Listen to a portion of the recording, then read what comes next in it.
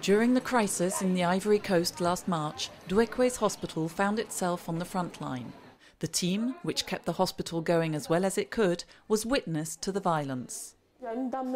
There was a lady who was killed, right there, shot by a stray bullet. She died here in the delivery room.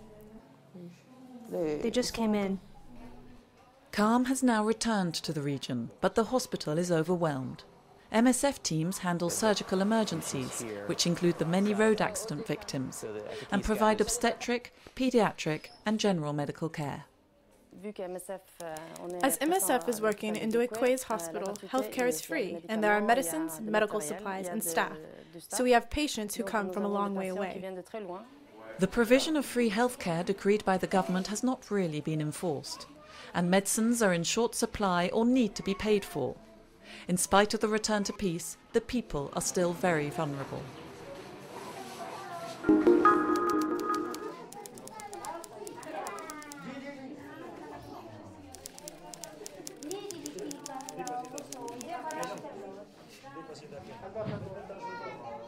This is the Women's Hospital in Peshawar in northwest Pakistan.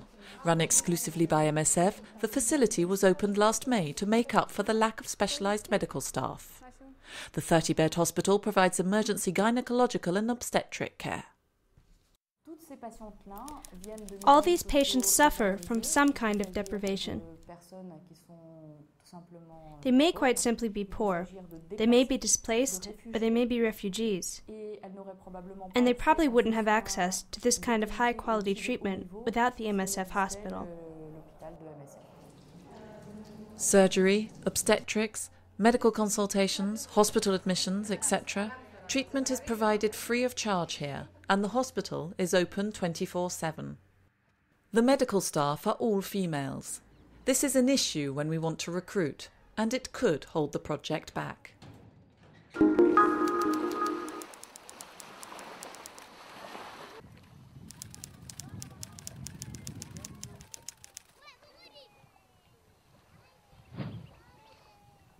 There are regular skirmishes on the border between Katanga and South Kivu province. Last December, the MSF team in Kalemi set up operations to meet the needs of the people displaced by the fighting. Thousands of people in the camps were in need of medical care and drinking water. Initially, the program's objective was to provide an emergency medical response for this particularly vulnerable population, who were arriving in large numbers.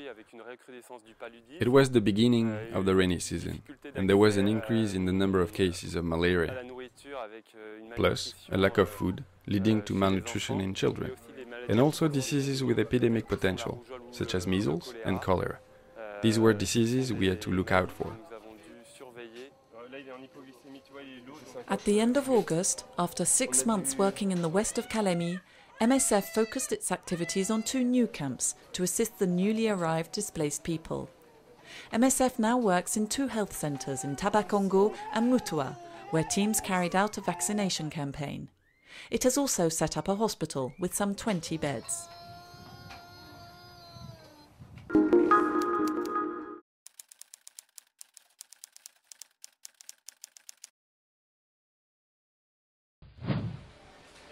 Arise is 26 years old and has just had a motorbike accident.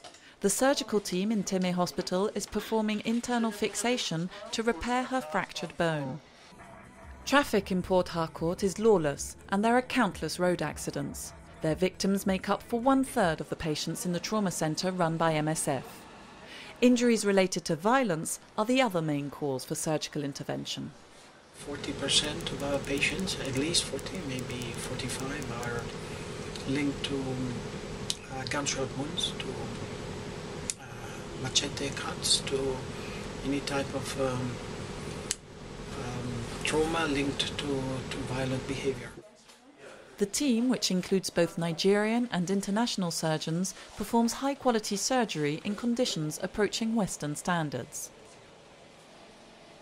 Violence remains rife here, in spite of the stabilization in the region's political and security situation.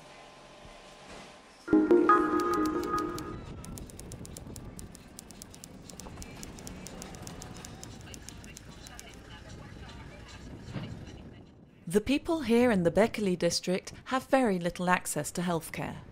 They are very isolated, mainly because of the long distances. MSF opened a program in May 2011 and works at the hospital in Bekele and in 3 health centres on the outskirts of the district. MSF teams frequently see patients who have first used traditional medicine and who then come to the hospital very late on for treatment. They are often serious cases. This patient is a good example of what happens in Madagascar. She saw somebody who wasn't medical, who had no professional medical training, and who treated her, and who gave her intramuscular injections for a couple of weeks. And then she got an abscess because the injections weren't clean. The woman will have to spend nearly 2 weeks in hospital. The teams handle emergencies and run the medical, obstetric and paediatric units. Dr. Naina Bala is off to give consultations in one of the health centres. Women attend for antenatal visits or for their children. To be closer to their patients and raise awareness of the importance of getting treatment quickly, the teams also hold mobile clinics in the villages.